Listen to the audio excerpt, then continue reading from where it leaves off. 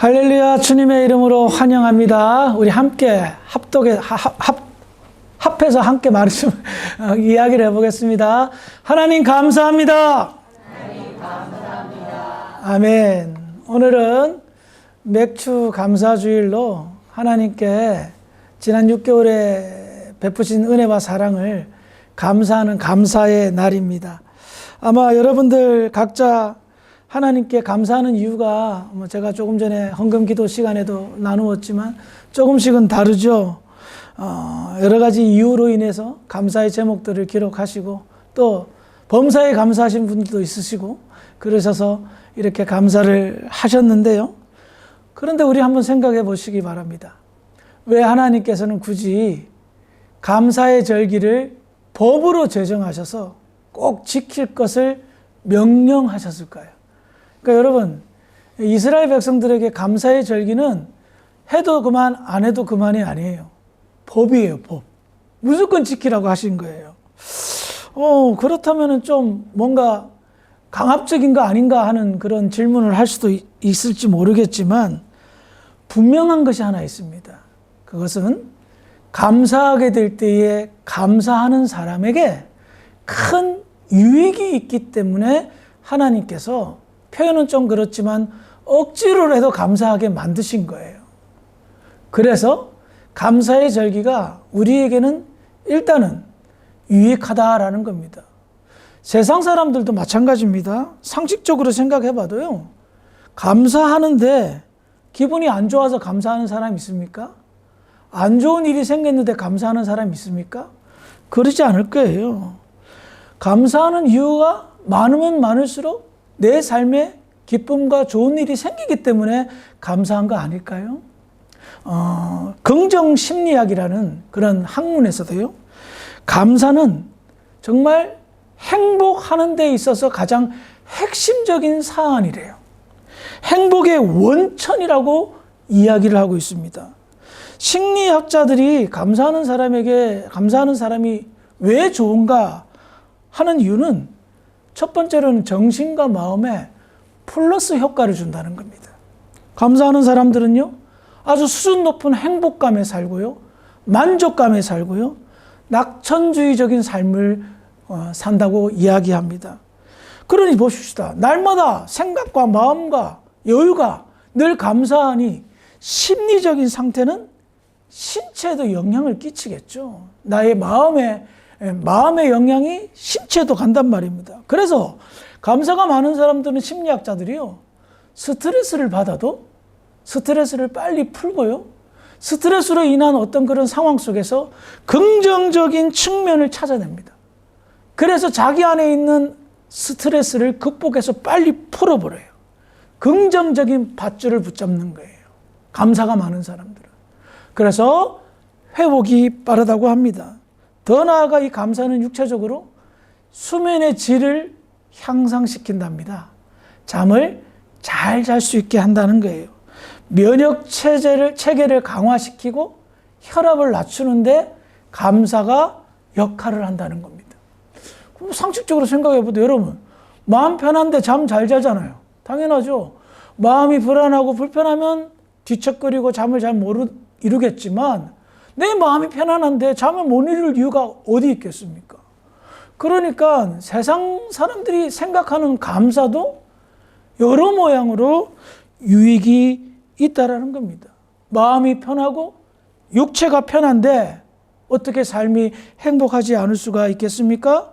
육체와 마음이 건강하니 인간관계도 굉장히 무난하게 됩니다. 여러분, 범사에 감사하는 사람이 옆에 있어요. 그러면 어떤 기분이 들어요? 감사합니다. 감사합니다. 고맙습니다. 나도 덩달아 즐겁죠. 그 사람이 즐거운데 좋은 분위기, 좋은 기운 함께 있고 싶어 하겠죠.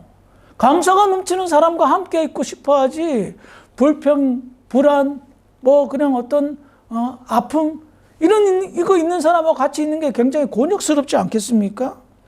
감사하지 않는 사람의 특징도 있어요. 매사에 불만이 많아요. 모든 것을 상대적으로 평가하면서 불평을 해요. 그리고 사람을 잘 못 믿는 특징이 있어요. 의심을 하는 거예요. 그러니 부정적인 에너지가 넘칩니다. 감사가 없으니 부정적인 에너지가 넘치고, 부정적인 에너지가 넘치니 곁에 있는 사람을 어떻게 합니까? 피곤하게 만드는 거예요. 왠지 같이 있으면 피곤해지는 사람이 있어요. 그 사람의 특징은 감사가 별로 없어요. 부정적인 말을 많이 하고 불평 어린 이야기들을 많이 한다는 겁니다. 그래서 감사의 에너지가 있는 사람은 주변인들에게 호감을 끌게 합니다. 주변 사람들에게 정말 좋은 분위기를 만들어주고 함께 있고 싶어하는 긍정적인 마음을 준단 말입니다. 그러므로 진짜 예수 믿는 사람이라면 감사가 넘쳐야죠. 세상 사람들도 그런 에너지를 풍기는 사람을 좋아하는데 예수 믿는 사람들이 그보다도 더 고차원적인 감사가 있는데 어떻게 감사의 에너지가 가려질 수 있냐 말입니다. 그러므로 오늘은 감사가 주는 유익이 뭔가, 그리고 성경은 왜 이렇게 감사할 것을 강조하고 성경이 말하는 감사의 축복은 무엇인가를 함께 나누어 보도록 하겠습니다. 오늘 하나님께서 맥추절을 지키라라고 명령을 하시면서 그 맥추절을 지키는 방법, 어떻게 지킬 것인가에 관해서 다음과 같이 설명을 하십니다. 신명기 16장 10절, 11절입니다. 시작. 내 하나님 여호와 앞에 칠칠절을 지키고 내 하나님 여호와께서 내게 뽑아주신 대로 내 행하여 자원하는 예물을 드리고 너와 내 자녀와 노비와 내 성중에 있는 레위인과 및 너희 중에 있는 객과 고아가 함께 내 하나님 여호와께서 자기의 이름을 두시려고 택하신 곳에서 내 하나님 여호와께서 즐거워하시니라. 아멘. 여러분, 이 말씀 오늘 한 번만 새겨 듣지 마시고 평생 가슴에 새겼으면 좋겠습니다. 주의 이름 부탁드리겠습니다. 자, 그 이유가 뭘까? 첫 번째, 맥추절을 지키는 방법에서 하나님이 크게 강조하는 것은 두 가지입니다. 첫 번째는 자원하는 예물입니다. 이 예물은 보리를 추수한 다음에 첫 열매, 첫 수확을 하나님 앞에 갖다 바치라는 겁니다. 그런데 그 예물을 만약에 100평에서 보리를 추수했는데 한 10가마니 나왔다. 그러면 너희들 2-3가마니 바쳐라 라고 지시하지 않습니다. 그저 추상적인 표현으로 자원하는 마음으로 스스로 자짜잖아요. 네가 원하는 마음으로 원하는 만큼만 바쳐라 라고 말하는 겁니다. 왜 그렇게 추상적으로 대충 애매하게 말씀하셨을까요? 그 이유는 추수한 열매가 하나님의 은혜로 말미암아 거둬들인 것이 맞다면, 즉 진짜 감사하다면 거기에 합당한 감사를 드려라라는 겁니다. 그리고 그 합당한 것이 자원하는 마음이다라고 표현하셨습니다.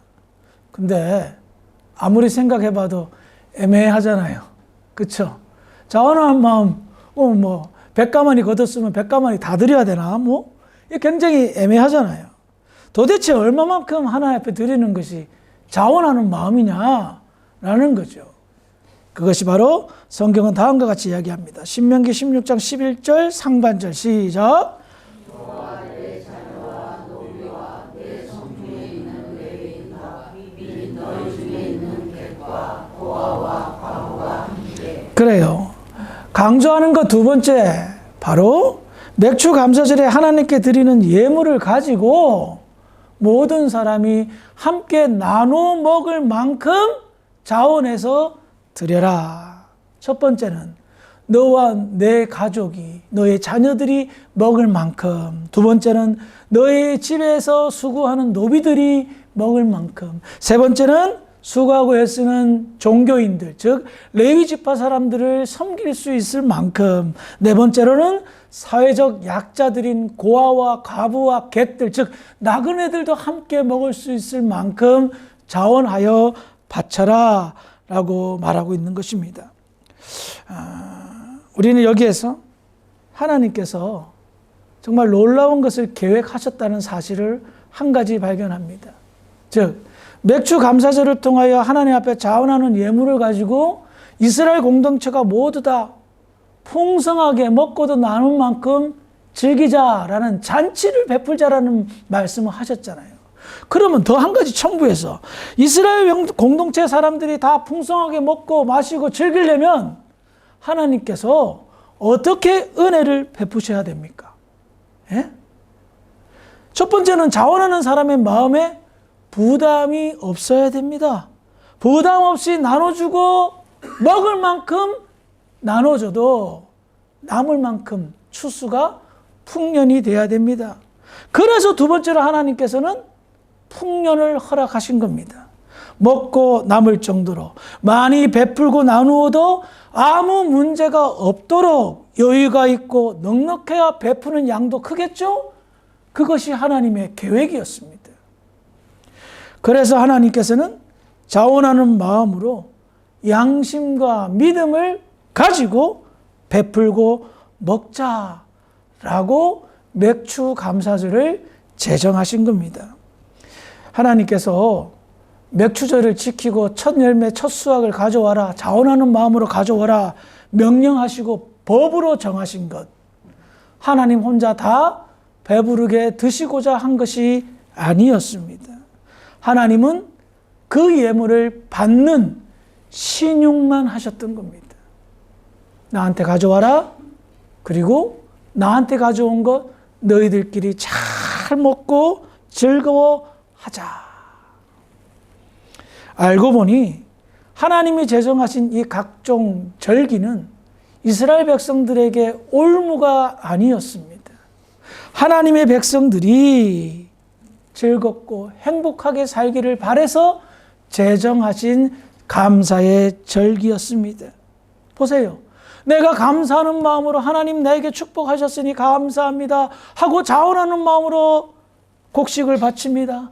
그 음식을 만들어가지고 수많은 사람들이 함께 나눠 먹으면서 아이고 조 목사 감사합니다. 김 장로님 감사합니다 하면서 감사를 남발하면서 서로가 축하하고 축복하고 하나님께 감사를 돌린다. 어떨까요? 정말 행복한 공동체가 되지 않았을까요?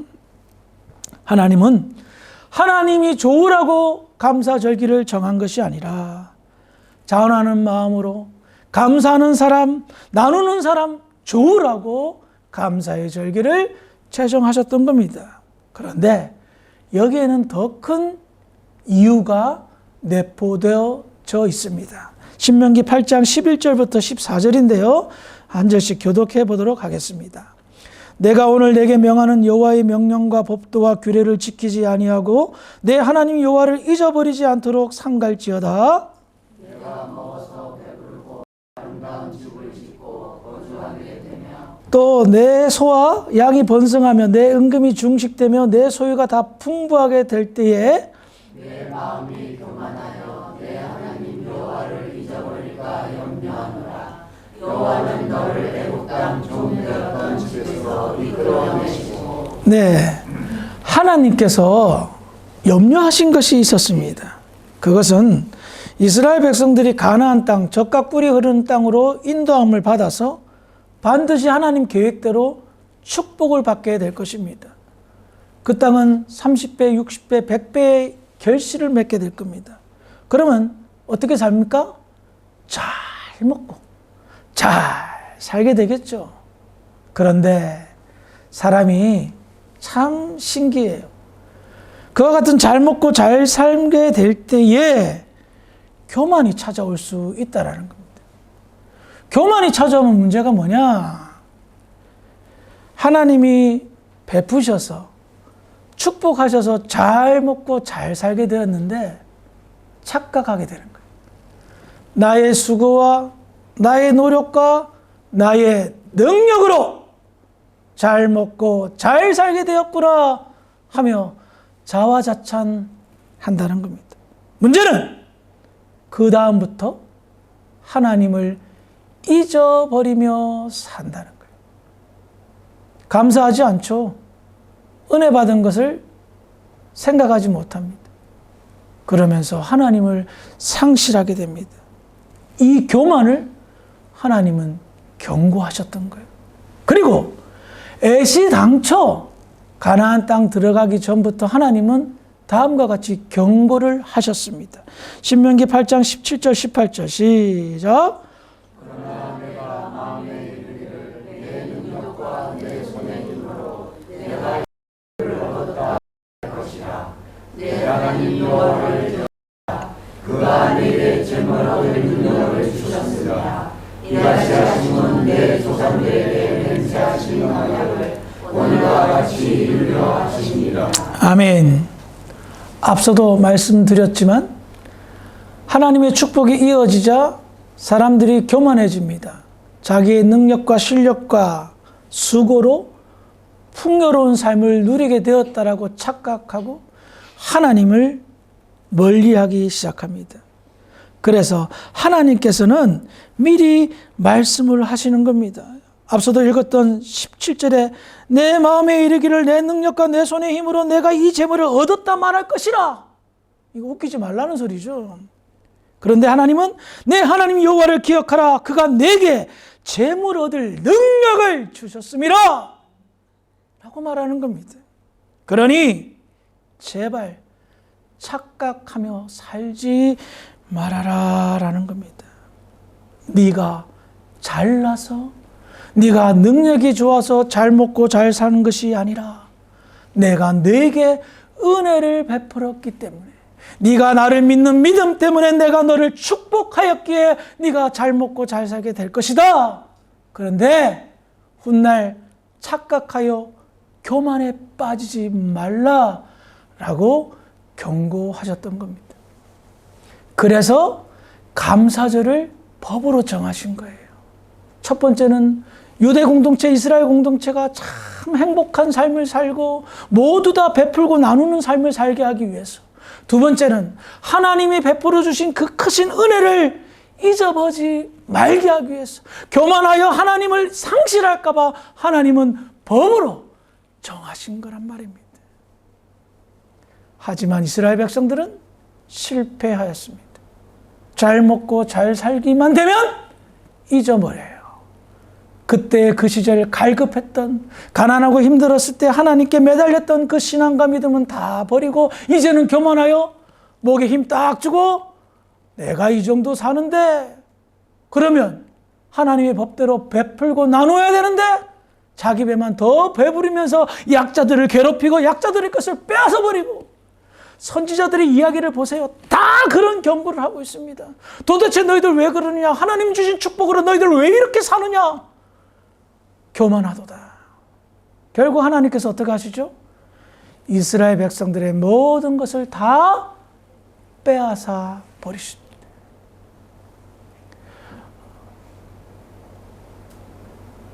이민생활 60년 하시면서 우리 아르헨티나 이민 사회가 60년 됐죠. 처음에 이민 왔을 때 우리 참 많이 힘들었습니다. 어려웠습니다. 말도 안 통하고 어떻게 먹고 살까 늘 고민하고 걱정하고. 그때 우리는요, 교회에 모여서 기도하고 콩 반쪽도 나눠 먹었습니다. 매주 먹는 소고기 묵국이 왜 그렇게 맛있는지 하하 호호 하면서 즐겁게 서로가 서로를 격려하고 어려운 사람 있으면 팔벌 가며 도와주고. 그런데 요즘 이민사회 보면 좀 삭막해진 것 같습니다. 분명히 경제적으로는 모두 다 여유로운 것 같은데 더 인색해진 느낌을 받습니다. 더 마음이 넓어져야 될 것 같은데 더 마음이 옹졸해졌다는 느낌을 받습니다. 그래요. 그것도 좋은데 문제는 교만하여 자기가 능력이 있어 잘 먹고 잘 산다 착각하고 하나님을 멀리하는 사람들도 없지 않아 있더란 말입니다. 오늘 우리가 나눈 이 본문은 분명히 우리에게 축복의 메시지이자 경고의 메시지인 것 같습니다.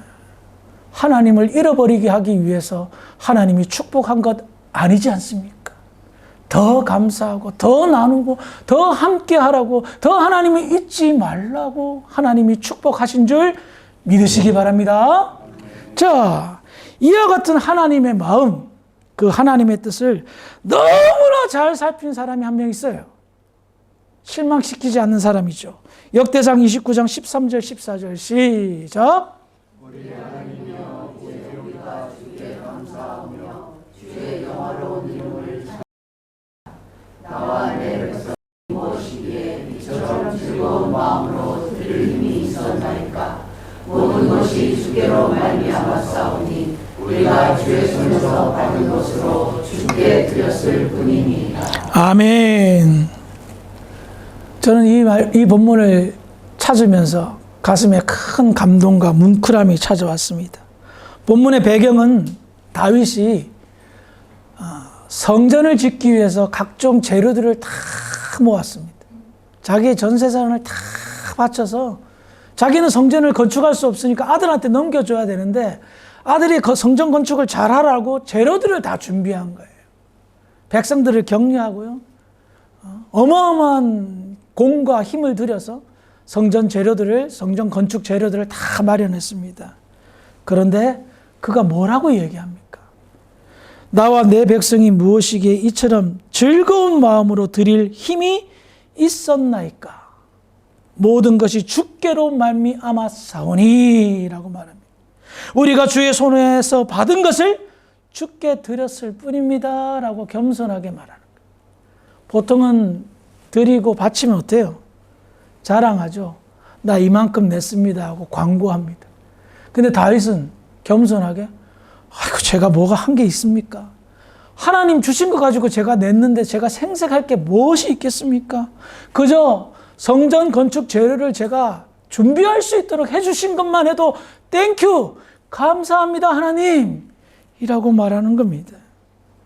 다윗의 마지막 사건을 기록한 내용 중에 한 부분입니다. 그의 인생의 마지막의 모습을 그린 장면 중에 한 장면입니다. 너무 아름다워 보이지 않아요? 정말 아름다운 모습으로 그의 인생을 마무리하는 것을 볼 수가 있습니다. 그래요. 감사할 수 있다라는 것 자체만으로도 정신적으로, 신체적으로도 참 좋은데 영적으로도 이렇게 풍성한 은혜들이 많고 그것이 얼마나 우리에게 큰 축복인가 느껴집니다. 감사하는 것은 나를 비롯하여 내 주변 사람들을 가장 행복하게 만드는 또한 의미 있는 삶을 부여하는 신비한 영적인 능력입니다. 여러분, 신비한 거 다른 데서 찾지 마세요. 내가 진짜 감사를 찾아서 하나님께 영광 돌리는 것이 진짜 신비로운 영적인 일입니다. 그러니 이와 같은 행복의 수단을 어떻게 우리가 방치할 수 있겠습니까? 될 수만 있으면 찾아서 개발해서 사용해야 되지 않겠습니까? 우리 가운데 자식들이 불행하게 사는 거 바라는 분들은 아무도 없을 겁니다. 그렇죠? 자식들이 행복하게 살기를 바라실 겁니다.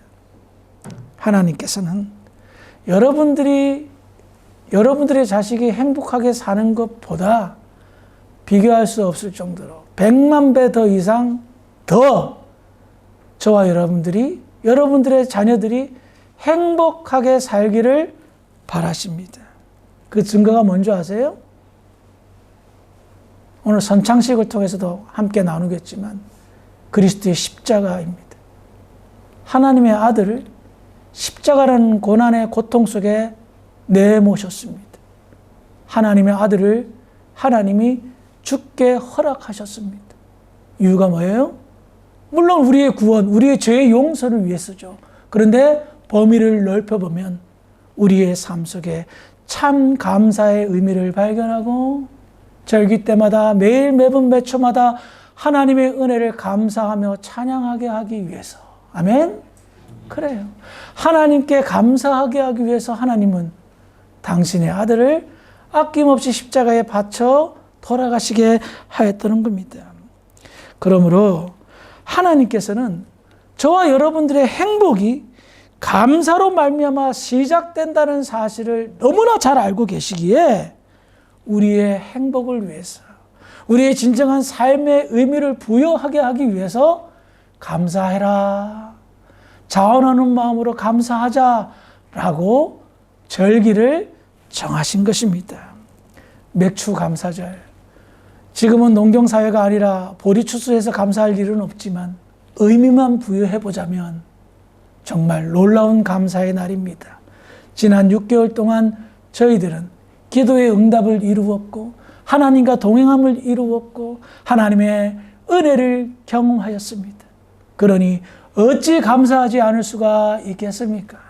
예배를 통하여 감사하시고 예물을 통하여 감사하시고 식사교제를 통하여 감사하시고 날마다 감사가 넘치는 복된 저와 여러분들이 되기를 주의 이름으로 축원합니다.